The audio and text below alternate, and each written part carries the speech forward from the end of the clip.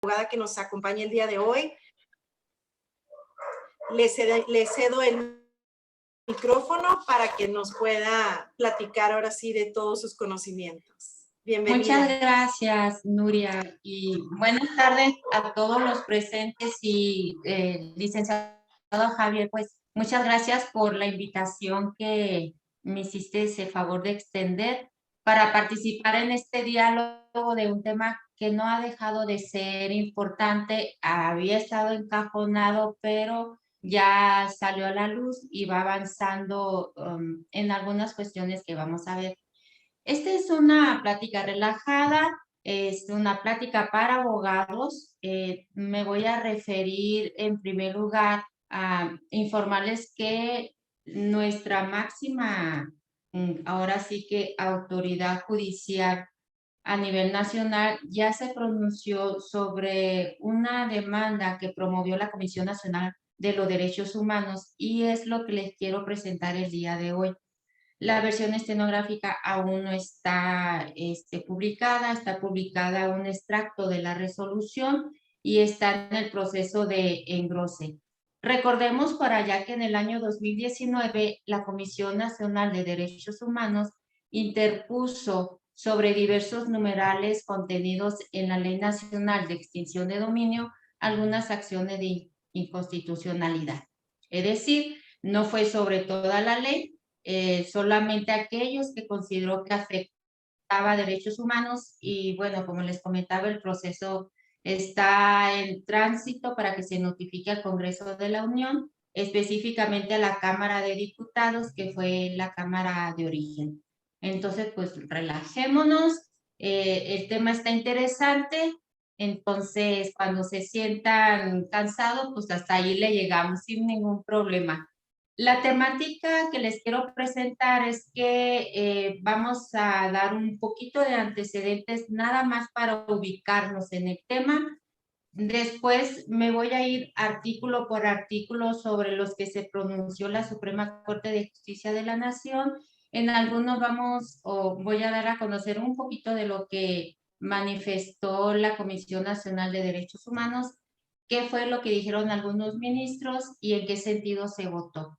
Entonces, si les parece, así es como pudiéramos encaminar nuestra plática el día de hoy. No sé si pudieran poner, por favor, la primer filmina. Muy bien, sí, esa, ahí nos quedamos. Muchas gracias. Como les comentaba, y esto cae muy bien con lo que comentaba ahorita el licenciado Javier de Compliance, que se va a celebrar el 20 de agosto, en el entendido que es una palabra muy bonita, muy rimbombante, pero pues simplemente es tener procesos en nuestras empresas, en las empresas que ustedes dan asesoría, procesos actualizados de seguimiento y sobre todo de una implementación bajo el punto de vista de ética e integridad.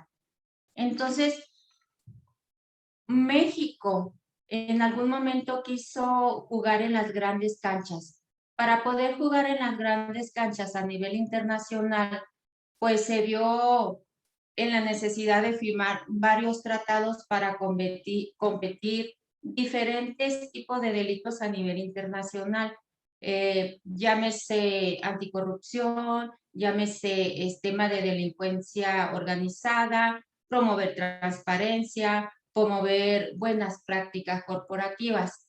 El día de hoy nos vamos a abocar precisamente en aquello que habla del combate al crimen organizado. Cuando hablamos de debilitar al crimen organizado a través de su merma económica, ya lo habíamos comentado, esto es desposeyéndolo de sus bienes, pues todos coincidimos que la herramienta más eficaz que debe de contar un Estado es la extinción de dominio.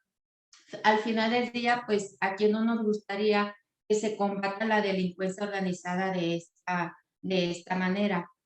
La extinción de dominio está reconocida como un acotamiento al derecho que tenemos nosotros como al derecho fundamental de la propiedad privada. Es una excepción que no se reconoce este derecho cuando aquellos bienes son adquiridos de manera ilícita. mediante la comisión de determinados delitos o lo destine a ellos. Así es como nos da la cancha a nivel internacional.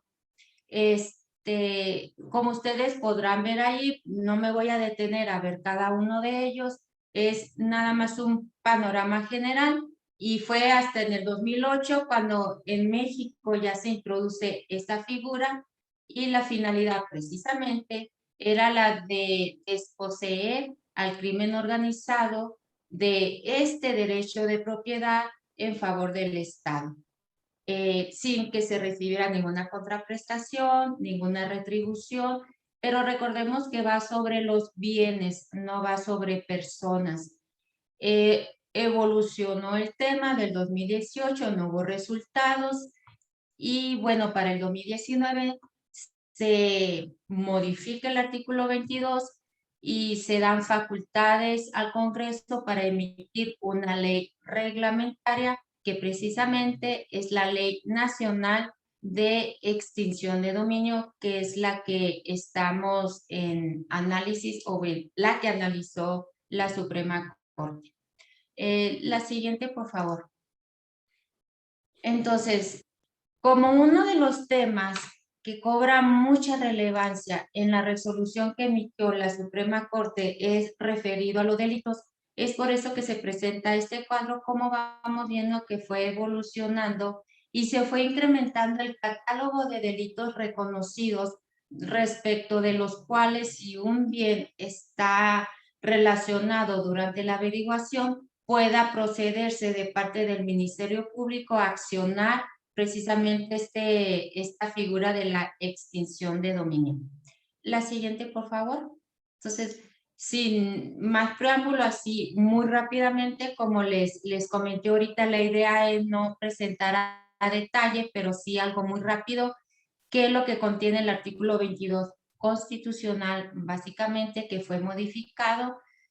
Primero, la figura de la extinción de dominio, la cual se va a dar o se le va a dar seguimiento por el Ministerio Público en una vía separada e independiente de la penal, de naturaleza civil, pero reglamentada en la propia ley reglamentaria que estamos nosotros ya señalando.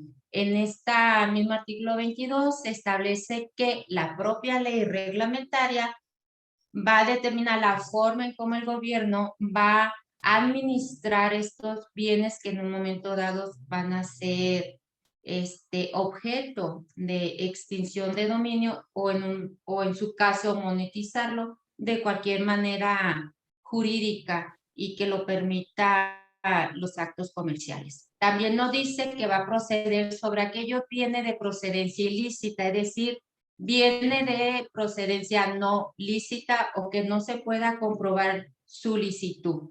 Y estos bienes, la otro requisito es que estén relacionados con investigaciones de delitos que ya fueron mencionados en la filmina anterior y no me detendré en este punto. Ahora sí, nos vamos a la siguiente filmina para que ustedes puedan tener a la vista lo que es el artículo 22.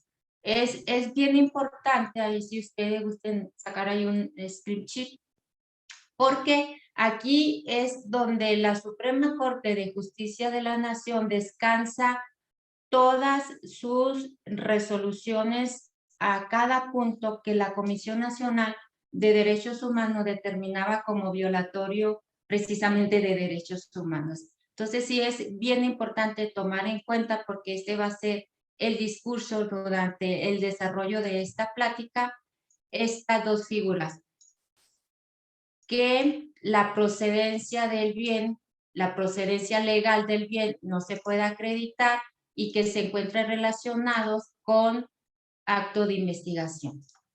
Entonces, la figura de la extinción de dominio prevista en el numeral 22 que acabamos de ver tuvo algunas modificaciones sustanciales que implicaron un cambio de paradigma constitucional si lo comparamos a la redacción del anterior artículo 22.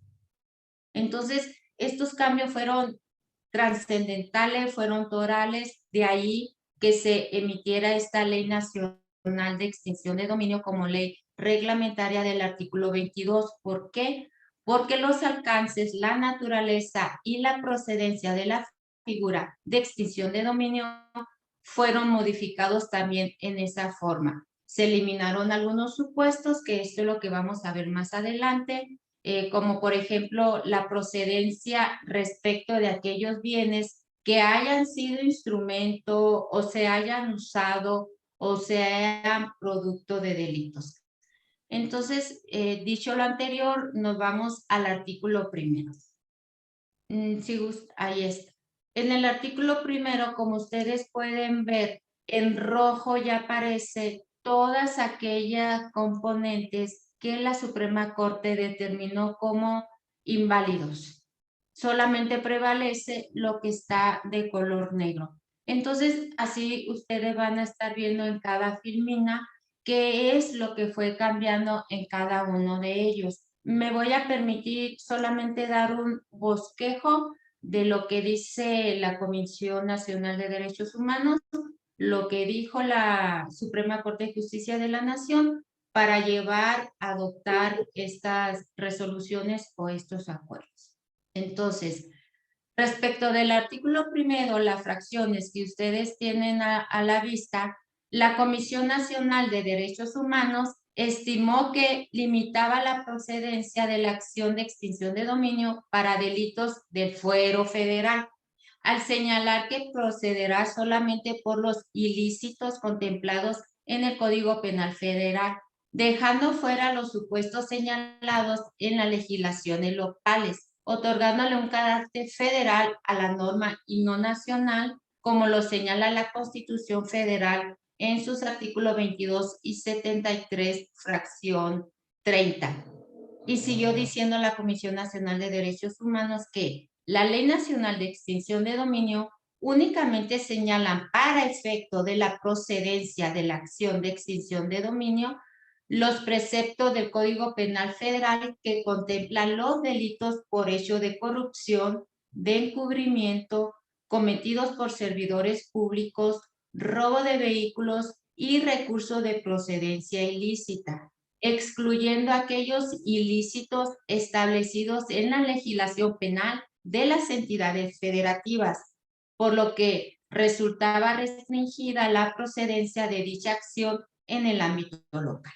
Entonces, señaló que del artículo 22 de la Constitución, recordemos que estamos hablando de la accionante, señaló que se desprende que la acción de extinción de dominio procede respecto de conductas típicas previstas en las leyes generales, federales y del fuero común, por lo que la ley nacional transgredía dicho precepto constitucional al no remitir a los delitos previstos en los códigos locales, pues ello impidía a las entidades federativas el ejercicio de la acción por los bienes relacionados con los ilícitos que le correspondía sancionar.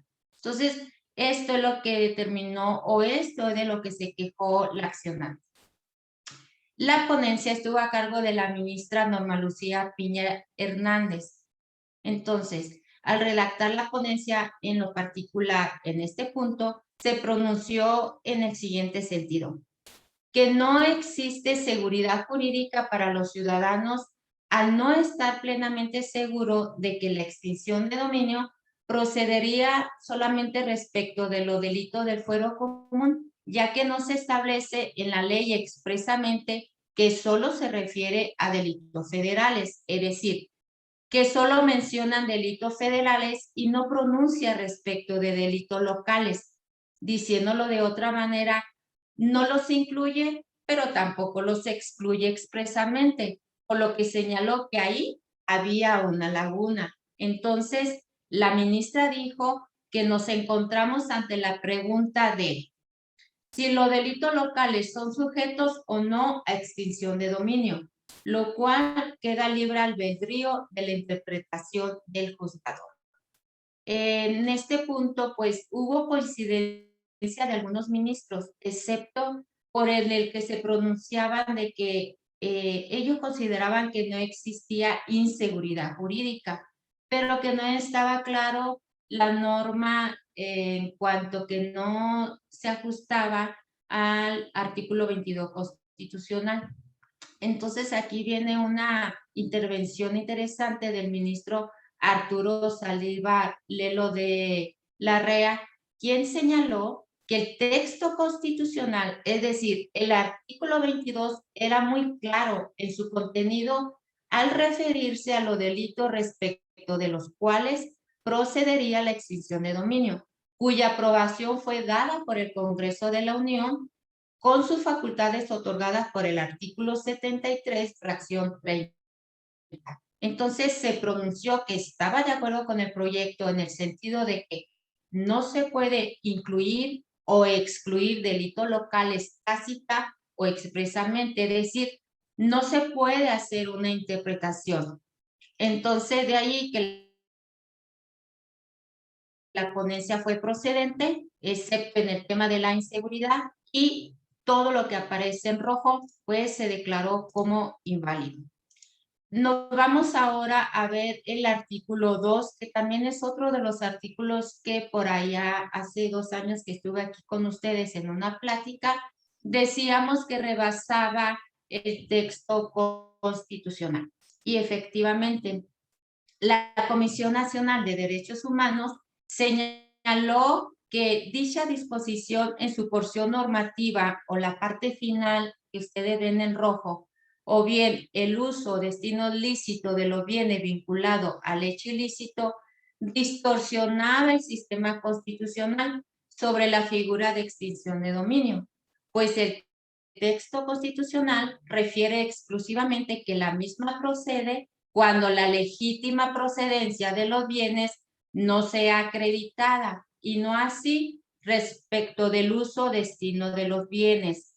Quienes les hayan tomado la foto tengan a la vista el artículo 22 constitucional, cuarto párrafo, podrán ir dándole seguimiento a esto o lo pueden ver en la misma fila.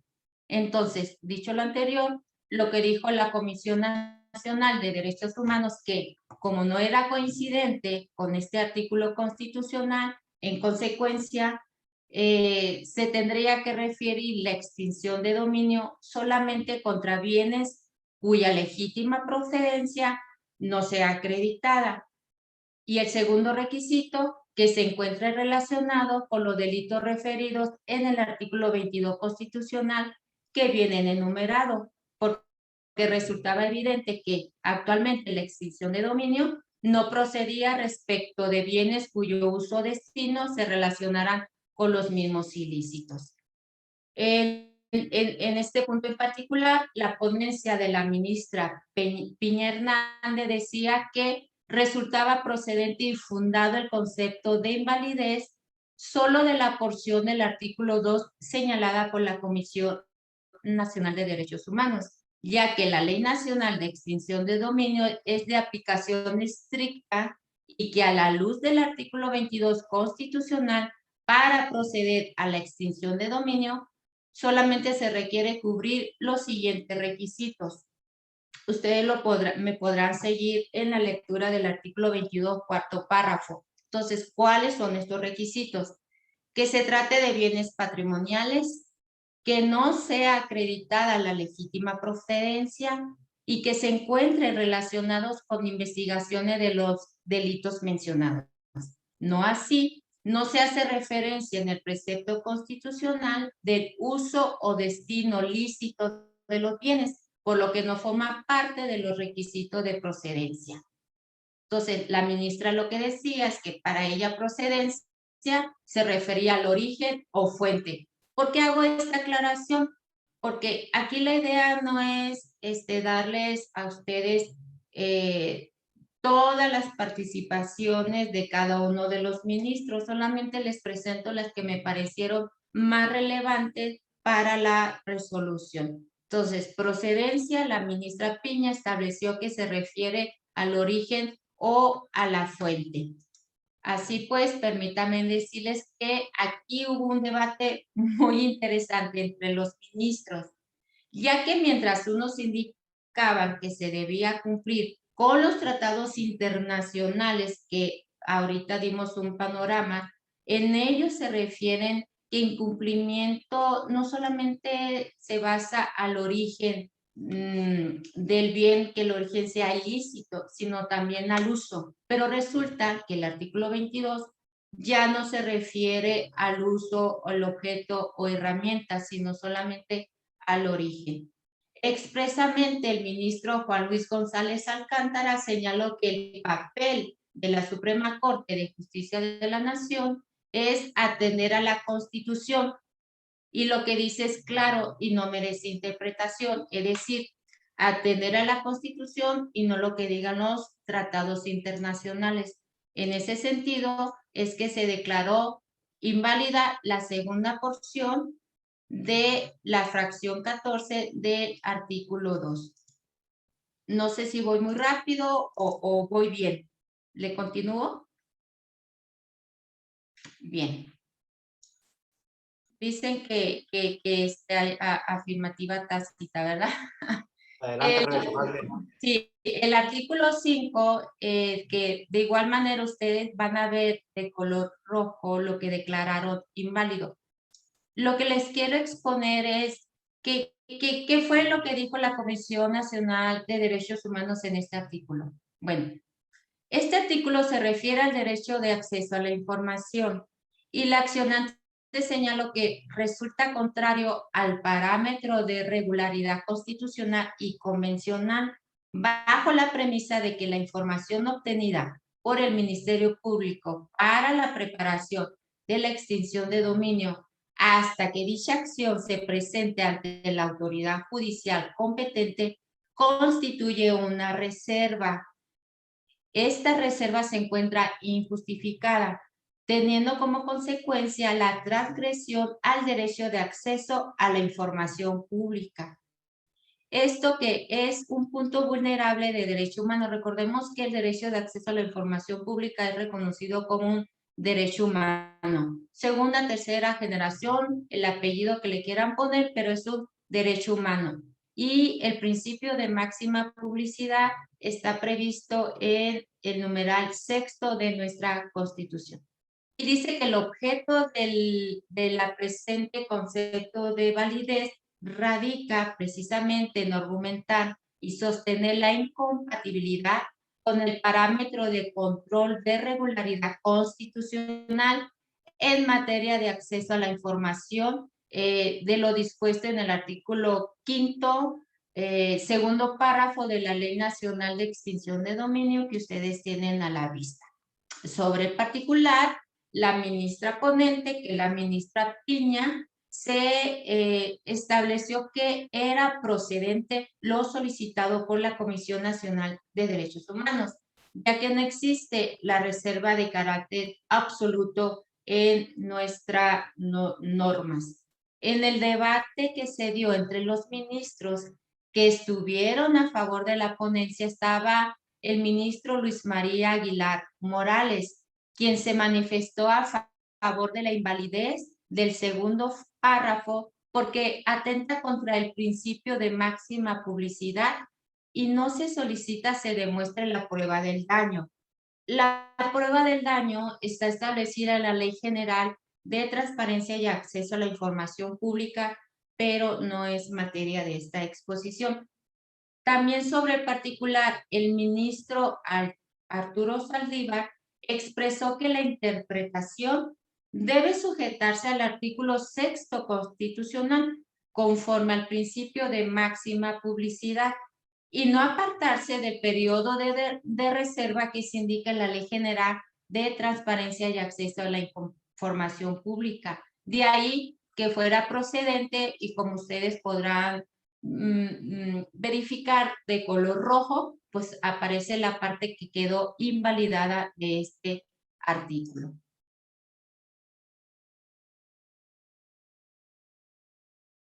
El artículo 9 fue invalidado en su totalidad, pero fueron estudiados dos fracciones principalmente.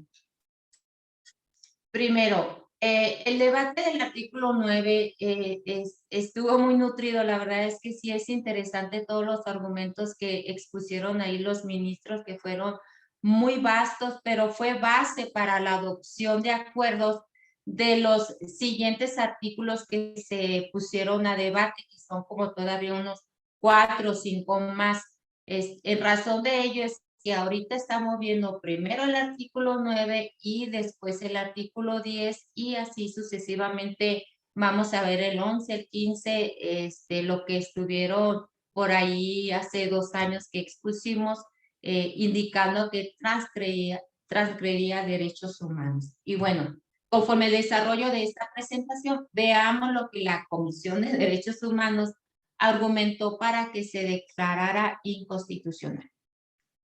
Antes de precisar que la Comisión de Derechos Humanos considera que los argumentos planteados en su demanda hacían patente la inconstitucionalidad directa de las normas impugnadas de forma expresa. Sin embargo, se estima que de declararse la invalidez de diversas disposiciones combativas, particularmente refiere al tercer concepto de invalidez, se afectarían diversos preceptos que se relacionan directamente con los vicios aducidos. Esto es, en relación con los alcances del artículo 22 de la norma fundamental. Es lo que nos quiso decir la comisión. No dijo, mira, en este apartado tercero de mi escrito te voy a decir cuáles son los artículos que considero que son inconstitucionales y que afectan derechos humanos. Si uno de ellos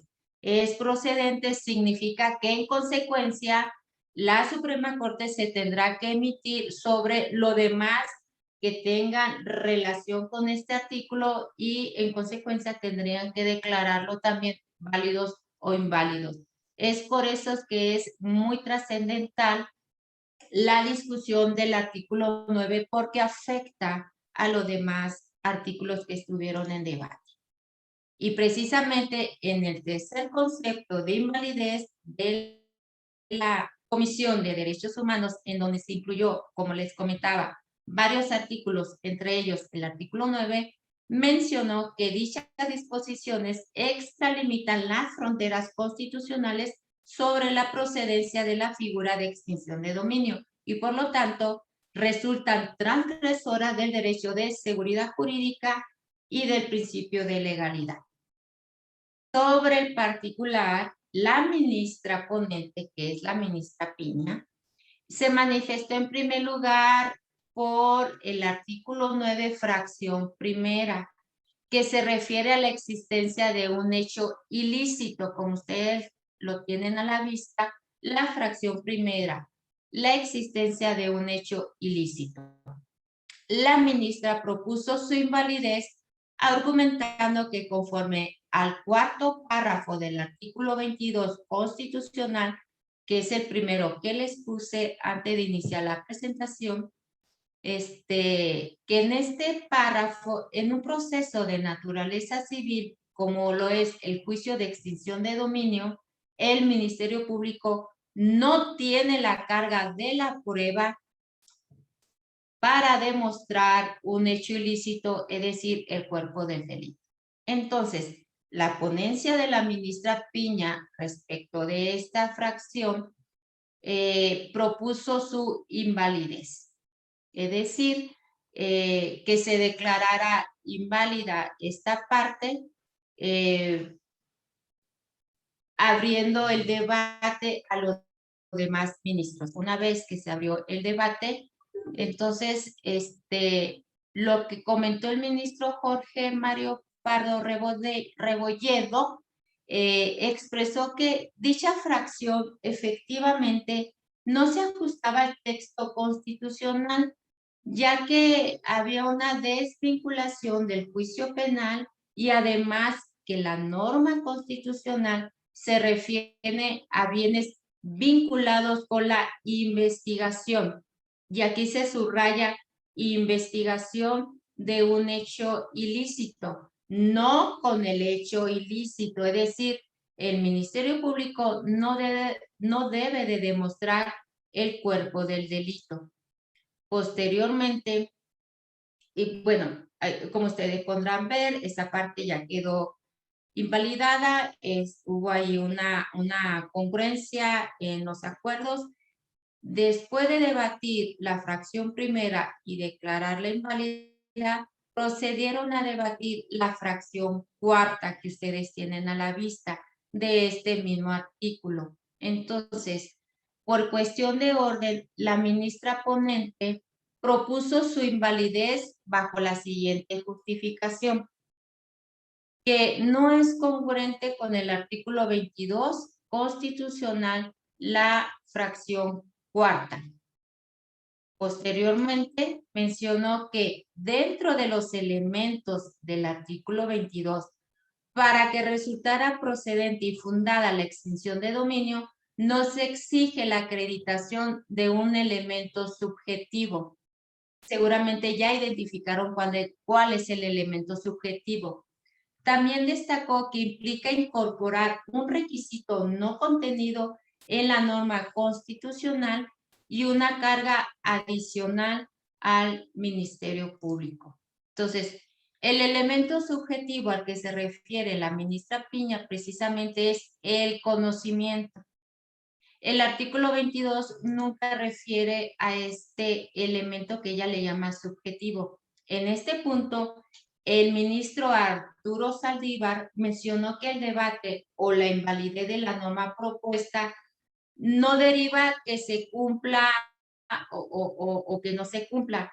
En este punto mencionó que el debate o la invalidez de la norma propuesta precisamente deriva de que, con independencia si el artículo 22 es de acuerdo con los convenios internacionales o no, o con las recomendaciones del GAFI, el problema deriva precisamente que el cambio constitucional o el nuevo artículo 22 desapareció esa parte del elemento subjetivo. Por lo tanto, la extinción de dominio se configura con los elementos que se establece en mencionado artículo 22, fracción cuarta. De ahí, pues, se declara la invalidez. Al haberse declarado la invalidez de estas dos fracciones, la ministra ponente Norma Lucía Piña Hernández dijo, bueno, entonces, como ya se declaró inválido dos de los principales fracciones del artículo, lo procedente es invalidar todo el precepto. Esto en concordancia con lo que comentaba o lo que solicitaba la accionante al determinar que si un artículo de los que mencionaba era inválido y repercutía de manera directa en otro artículo o en otra fracción, se tendría que pronunciar la Suprema Corte. En ese sentido, la ministra Piña propuso invalidar todo el precepto, es decir, todo el artículo 9, ya que con ello no se genera ningún vacío legislativo, porque los elementos de procedencia se encuentran en el artículo 22 constitucional, elemento de procedencia de la extinción de dominio. En este punto argumentó el ministro Pardo que los incisos aislados no tienen sentido de ser, refiriéndose a los que no se votaron, mientras que la ministra Piña mencionó que sería invalidez indirecta por haberlo solicitado así la reclamante. De esta manera, pues, se declara inválido todo el artículo 9 de la ley. Nos pasamos al artículo 7 porque este artículo causó mucha sensación, ya que hablaba de extinción de dominio sobre bienes de origen lícito.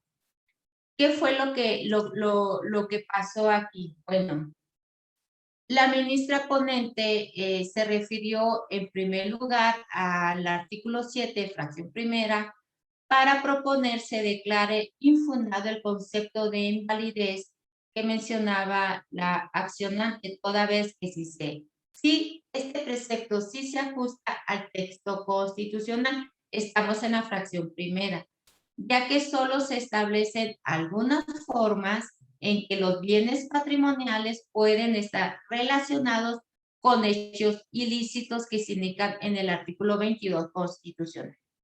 Entonces destaco aquí la participación del ministro Luis María Aguilar Morales, que dice pues ya que dice que uno de los elementos para que proceda la extinción de dominio es que los bienes se encuentren relacionados con investigaciones, pues que el artículo 22 no establece los supuestos que establezca que efectivamente el bien está relacionado con alguna investigación, por lo que es materia disponible para el legislador federal. Es decir, el artículo 22 no dice el qué, que esté disponible o que esté en una investigación, y la ley reglamentaria nos dice el cómo. De ahí que la fracción primera pues se vio intocada y quedó como está redactada en la actualidad. Ahora nos referimos a la fracción 2 del artículo 7. La ministra ponente propuso declarar fundada la invalidez solo en la parte que dice de procedencia ilícita, que es la parte que ustedes están visualizando de color rojo. La justificación la basó en el cuarto párrafo del artículo 22. Si ustedes se están dando cuenta, como les comentaba en un inicio, cuando les puse el artículo, ese era el artículo, como es la ley reglamentaria de este artículo, el que iba a ser base para la decisión de la Suprema Corte. Entonces, reitero que justificó esta propuesta de que se declarara la invalidez de la fracción 2 en el hecho de que en el artículo cuarto, perdón, en la fracción cuarta del artículo 22, se indica que procede contra bienes cuya lícita procedencia no pueda acreditarse. Entonces, si la parte demandada demuestra la legítima procedencia de los bienes, entonces la acción de extinción de dominio resultará infundada, en tanto no se demuestre uno de los elementos establecidos precisamente en el artículo 22. Y resumiendo, o bueno, se hizo un resumen y se dijo que el artículo 22 constitucional, en su párrafo cuarto, prohíbe, esto expresamente lo dijo la ministra Piña. Su interpretación fue que el artículo 22 constitucional, fracción cuarta, prohíbe el extinguir el dominio sobre bienes de procedencia ilícita, mientras que el artículo 7, fracción 2, lo permite, lo cual no guarda congruencia con la norma constitucional. Y bueno, sin más comentarios, la verdad no hubo mucho debate, se votó para quedar como se indique, como ustedes pueden observar, nada más se declaró la invalidez en la parte de procedencia lícita, mientras que se declara la validez de todo el demás numeral. Posteriormente, a ver, ¿cuál es la filmina que estamos viendo? La de la fracción 3. Ok. Muy bien. Entonces, nos vamos a la siguiente filmina, por favor.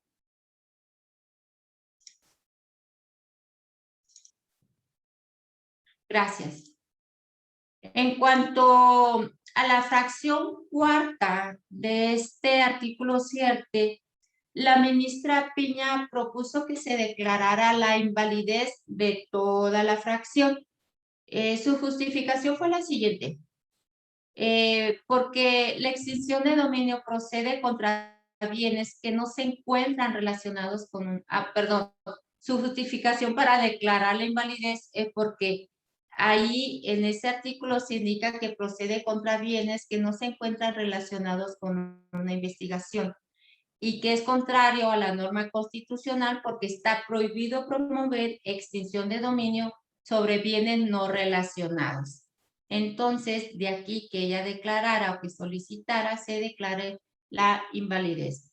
Aquí también hubo mayores comentarios, se fue votación directa y se aprobó. La exposición estuvo muy rápido, todo muy bien entendida y se declaró inmediatamente la invalidez de esa fracción.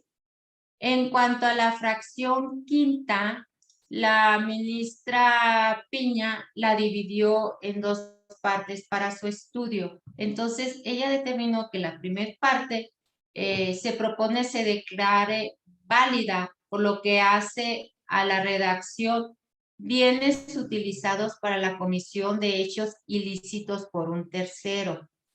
¿Por qué? Porque consideró que sí era acorde al texto constitucional, pues establece otra forma en que los bienes pueden estar relacionados con hechos ilícitos que señala el artículo 22 constitucional, y pues que en ese sentido configuraba ninguna antinomia como lo determinaba la Comisión. En cuanto a la segunda parte de esta fracción quinta, lo que ella decía, bueno, en esta segunda parte, que la parte que dice, si su dueño tuvo conocimiento de ello y no lo notificó a la autoridad por cualquier medio o tampoco hizo algo para impedirlo, procede a declararla inválida. Entonces, aquí la ministra mencionó que al analizar la constitucionalidad del inciso cuarto del artículo 9 de la ley, los ministros concluyeron que el artículo 22 constitucional no exigía la acreditación del elemento subjetivo, es decir, del elemento de conocimiento, como ya lo mencioné hace un momento. Entonces, sin mayores intervenciones de los ministros, se procedió a votación. Sin embargo, la ministra Yasmín Esquivel Moza se pronunció en contra, ya que considera que el legislador estableció las condiciones para que los propietarios de buena fe que no puedan tener conocimiento que sus bienes serían utilizados para comisiones de delito, le era favorable esta fracción. Fue votó mayoría y quedó en la manera como ustedes la están viendo en sus pantallas. Dicho lo anterior, nos pasamos al artículo 11, que habla de la imprescriptibilidad, que también fue uno de los temas muy debatidos cuando surgió la ley. Sobre este tema, la ministra ponente, que es la ministra Piña, se pronunció porque se declara fundada la acción promovida por la Comisión Nacional de Derechos Humanos, justificando dicha conclusión por lo siguiente, que la imprescriptibilidad de la acción de extinción de dominio no es facultad del legislador y que expresamente fue rechazada por el Poder Reformador. Y aquí hizo ahí algunas acotaciones precisamente en la Cámara de Senadores, justificando por qué no procedía esta parte, y por ello es que no lo consideraron no lo procedente. Sin embargo, al redactarse la ley nacional, sí se incluyó. De ello es que la ministra Piña determina que expresamente fue rechazada por el Poder Reformador y que en materia civil se gradúa plazo de prescripción. Y bueno, en este punto, y después de participar los ministros, el ministro Saldívar abrió discusión para llevar análisis en dos partes. Primero, invalidar la parte del primer párrafo del artículo 11 que se refiere a la acción de extinción de dominio es imprescriptible en el caso de bienes que sean de origen ilícito, ya que el punto de vista del ministro es que es inconstitucional, ya que no puede haber ninguna acción que sea imprescriptible y que los únicos casos en donde procedía esto es en los casos de lesa humanidad. Pero en cuanto a la segunda parte de este artículo, le pareció que también es inconstitucional porque se refiere a bienes de destinación ilícita y ya se ha dicho que no procede la extinción de dominio por destino solo por origen. Entonces, una vez que quedaron votados y que se abrió el debate y dado a conocer las opiniones de los ministros, finalmente se votó, como ustedes pueden observar en el artículo que está a la vista, en donde la primera parte se declaró inválida y la segunda parte se declaró válida.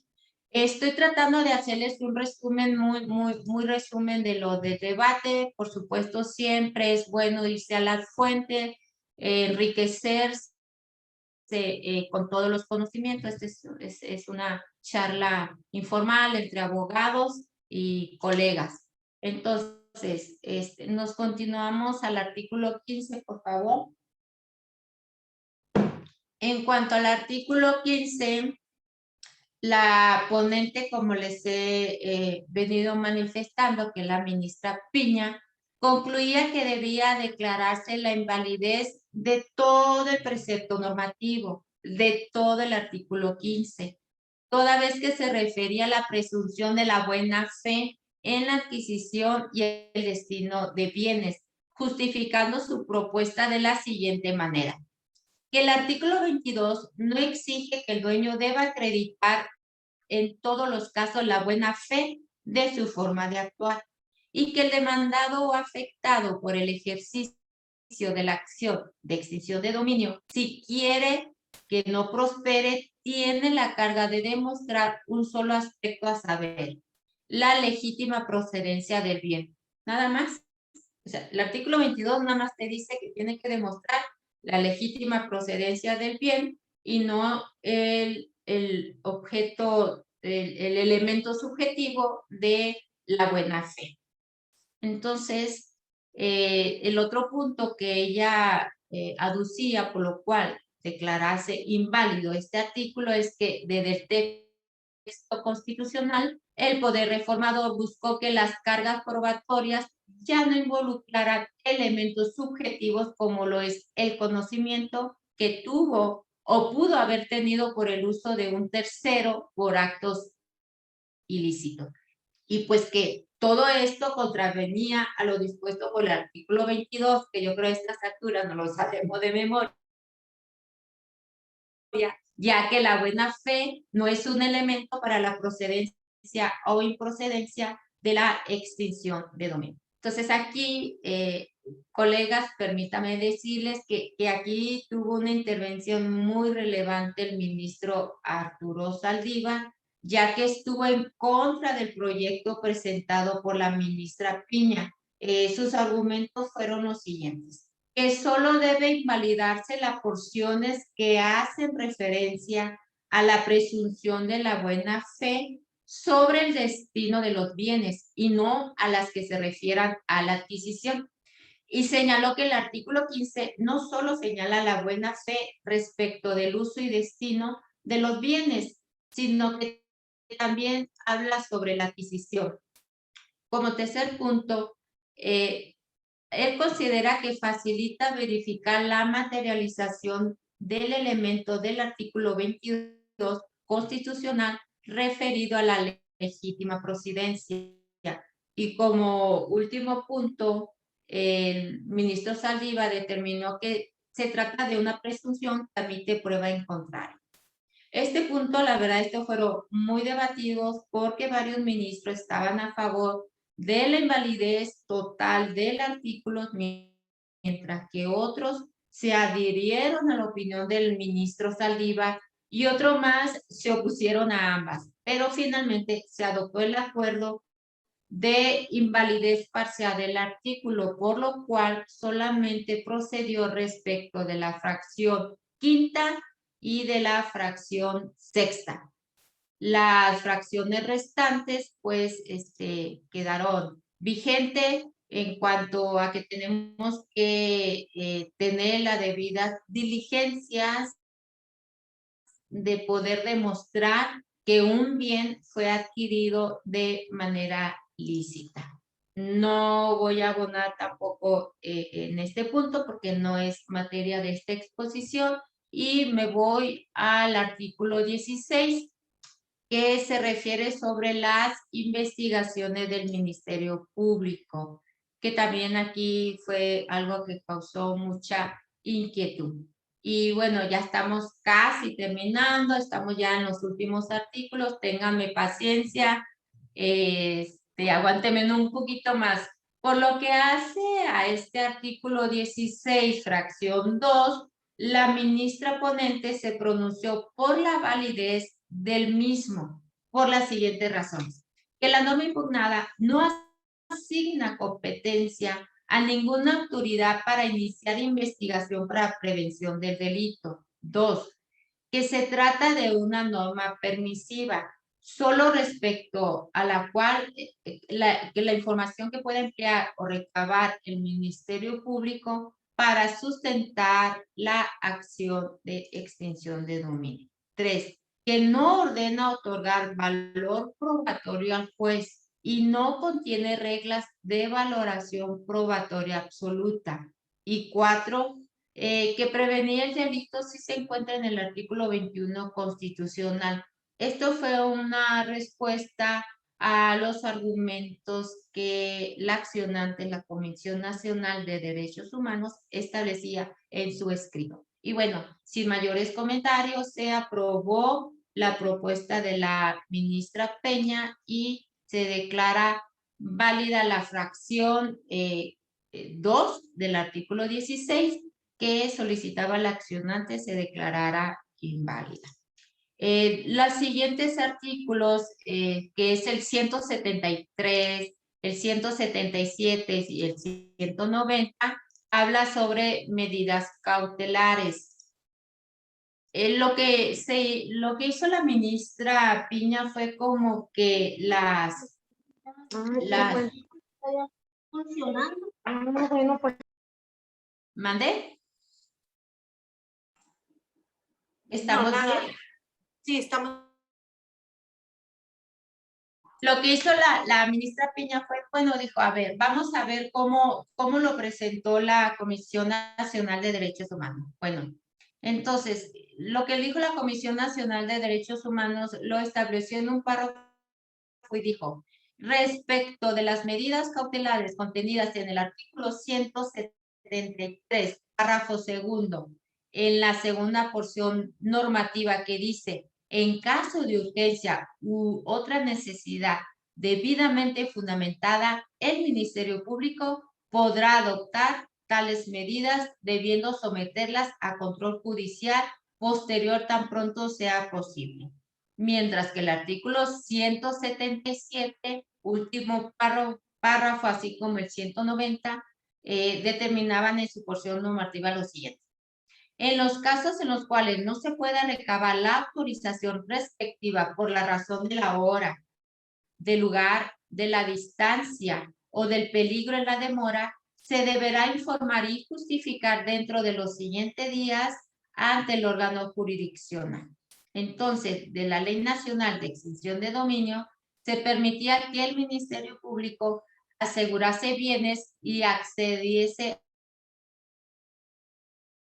de mutuo propio. Eso es lo que determinaba la Comisión Nacional de Derechos Humanos y que además de lo anterior, posibilitaba la afectación de derechos fundamentales de las personas vinculadas o los procedimientos de preparación de la acción y durante el proceso de extinción de dominio sin control judicial previo, lo cual resultaba una medida que afecta los derechos de seguridad jurídica y de protección de los datos personales.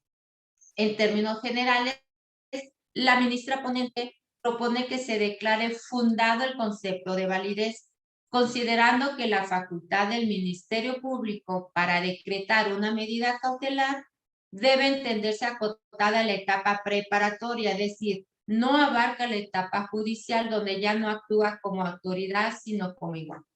También la ministra mencionó que el derecho a las medidas cautelares tienen una naturaleza instrumental del derecho a la tutela efectiva reconocida en el artículo 17 constitucional.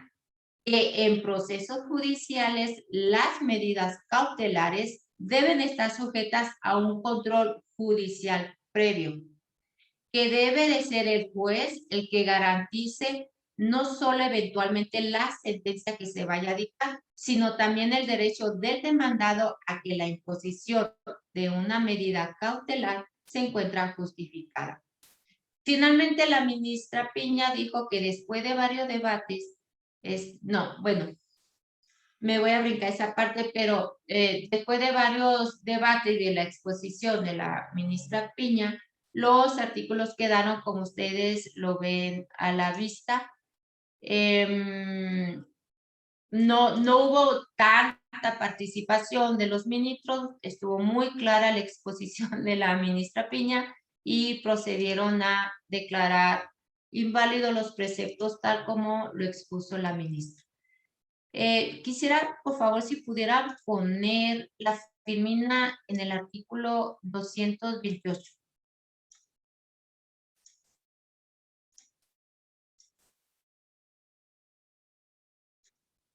Lo estoy ubicando. Muy bien. El 228 era la venta anticipada. Recordemos que la venta anticipada fue uno de los temas que nosotros no podíamos transitar a que se hubiera quedado así en la ley de extinción de dominio. Bien, pues por lo que respecta a la venta anticipada, en su escrito la Comisión Nacional de Derechos Humanos señaló que era muy vago este precepto, que era impreciso y que permitía la procedencia de la venta anticipada de los bienes sujetos de dicho proceso para un número determinado de supuestos, al señalar de manera genérica que se podrán enajenar cuando sea necesaria, dada la naturaleza de los bienes. Entonces, la expresión, dada la naturaleza de los bienes, no te generaba una certidumbre jurídica, dada la naturaleza de los bienes, ¿para quién? Entonces, que lo anterior permitía la arbitrariedad de la autoridad para la determinación de los bienes que se enajenen de manera previa a la resolución, es decir, primero la venta de los bienes y después la sentencia.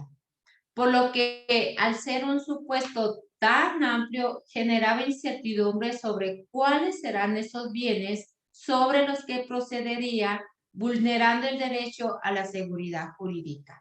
Entonces, así las cosas, y bueno, conforme la temática que hemos estado siguiendo en esta charla, les comento que la ponente, la ministra Piña, se inclinó a declarar la invalidez de dicha fracción, es decir, la que se refiere a que dicha enajenación sea necesaria dada la naturaleza de dichos bienes que ustedes están viendo de color rojo. Entonces aquí rápidamente comento que ello obedece a que contraviene el principio de seguridad jurídica reconocida en el artículo 16 constitucional, así lo manifestó la ministra Piña, y también formuló la siguiente pregunta: ¿cuál es la naturaleza de un bien que detona la necesidad de la venta? Y finalmente expuso que permite la arbitrariedad para decidir atendiendo a la naturaleza del bien para la venta. Este punto fue votado por unanimidad a favor de aprobar la invalidez.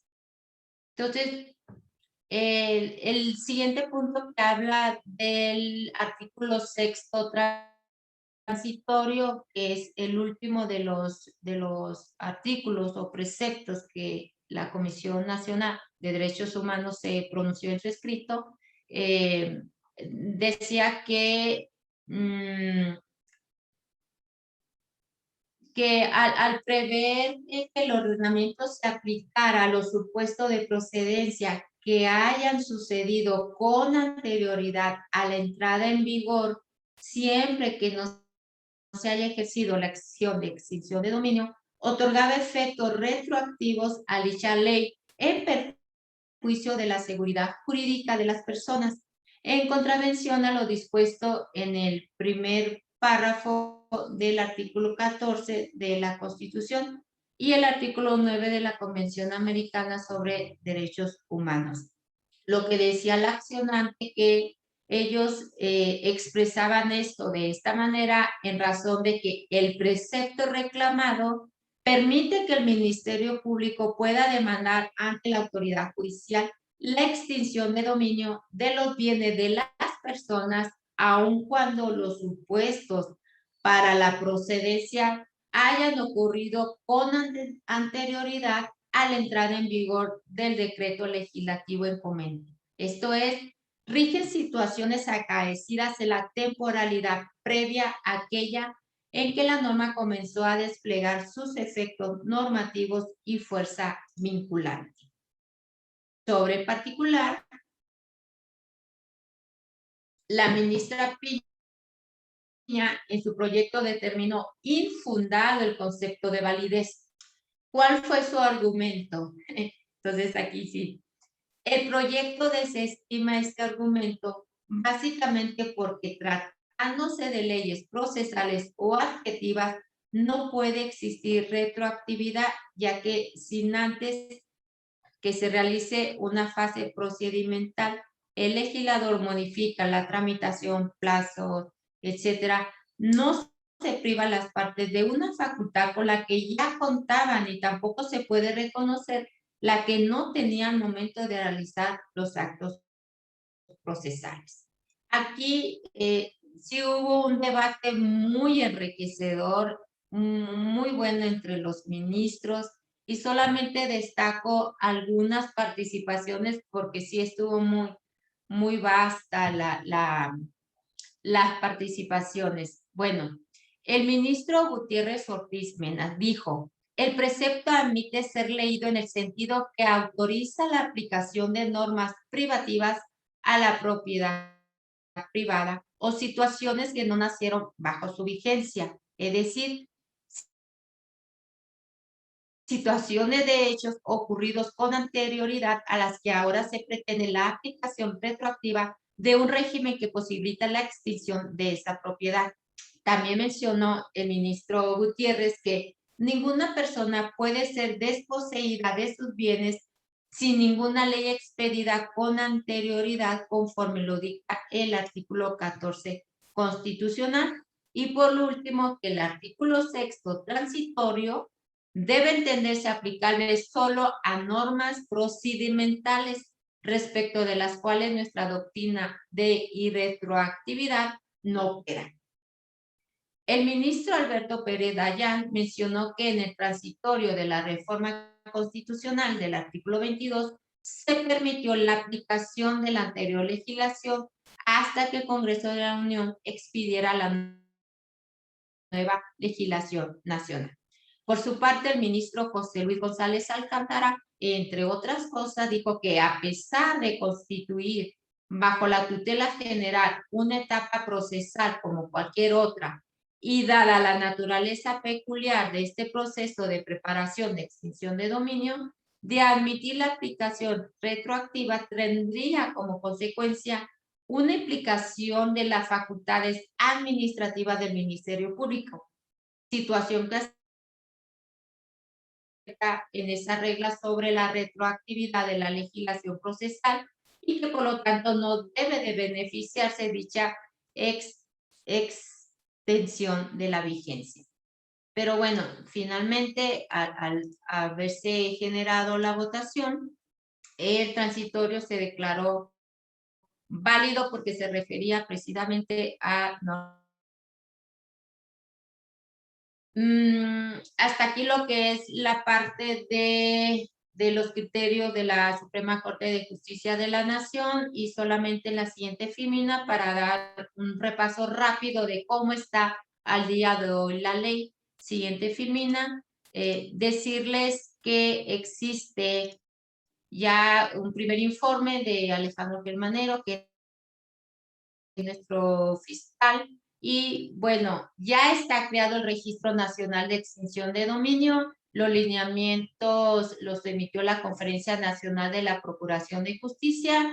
La Fiscalía ya creó la Unidad de Extinción de Dominio. Ya hay varias entidades que han creado su propia unidad de extinción de dominio aquí en Baja California. Se llama Unidad de Procedimiento de Extinción de Dominio en el estado que ustedes están ahorita ocupando. Y bueno, también informó que de agosto 2019 a julio 2021 fueron presentados 45 juicios de extinción de dominio que se centran principalmente en la Ciudad de México, el Estado de México, en Guanajuato y Jalisco, y no dudo que próximamente se extienda a Baja California, porque según los índices de seguridad de las 5 ciudades que se compone Baja California, 4 de ellas se consideran como los municipios más peligrosos en México. Siguiente, Filmina, por favor. Entonces, aquí les dejo algunas preguntas que ustedes valdría la pena que se hicieran. Estas preguntas se las pueden responder con la plática que van a tener de compliance del día 20 de agosto. Yo les recomendaría que fueran ahí un poquito preparados con sus preguntas y no precisamente que vayan enfocada de cómo me protejo mi patrimonio, el patrimonio de mi empresa, contra la extinción de dominio. Recordemos, compliance son procesos que la operación de una empresa en lo fiscal, en lo laboral, en tema de corrupción, en tema de transparencia, tema de cumplimientos de género, en tema de acoso y violencia. O sea, es una gama, no se enfoquen nada más que compliance recae. Lo principal que tienen que tener las empresas, lo principal son sus manuales, sus perfiles. ¿Por qué? Porque de ahí es donde surgen responsabilidades. Entonces, es bien importante que ustedes tengan un buen procesos implementados en sus empresas, las empresas que ustedes asesoran. Siguiente, Filmina. Y se acabó. Pues yo no me resta más que agradecer mucho su tiempo, el estar ahí escuchándome por el transcurso de esta hora. Muy agradecida, licenciado, por su invitación el día de hoy. Muchas gracias, Rebeca.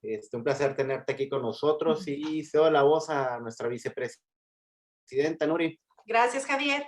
Pues, licenciada, tenemos aquí unas preguntas. Pregunta Elisa Cáñez. Dice, buenas tardes, licenciada Rebeca. En caso de las propiedades de procedencia lícita que obtengan ingresos por arrendamientos, ¿será igual necesario la investigación del due diligence, hacerle el expediente de los arrendatarios para seguir actuando en buena fe?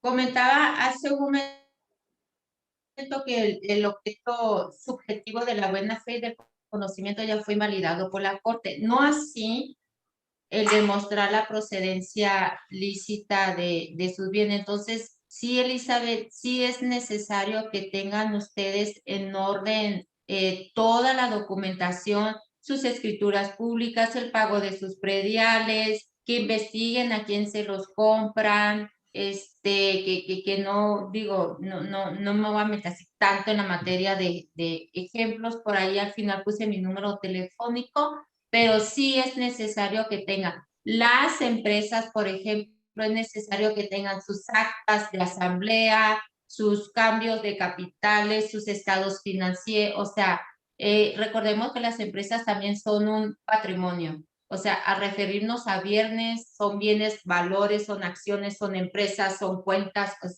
No nos acotemos solamente a bienes muebles. Muy bien. Aquí tenemos otra pregunta, licenciada. Pregunta Aurelio Espinosa. Dice, en su opinión, ¿cuál es el futuro de esta figura en México? En mi opinión es que sí va a avanzar, porque también es una figura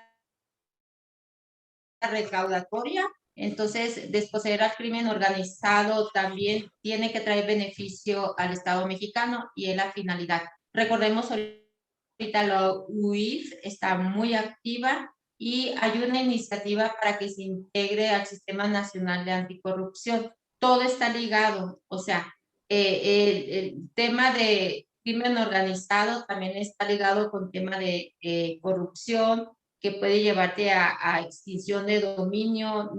Lo que yo les decía ahorita, no lo vean como un separado, véanlo como un todo. Ahorita solamente les estoy dando de extinción de dominio. Cuando gusten les doy tema de anticorrupción, que también soy experta en ese tema. Con mucho gusto ya me estoy vendiendo. Muchas gracias. ¿Alguna otra pregunta de nuestros asistentes que quieran hacer? ¿Quieran levantar la mano y hacer la pregunta? ¿No? ¿Quedó todo muy claro? Pues quedamos ahora sí que con la invitación abierta de que nos vuelva a acompañar la licenciada Rebeca Félix.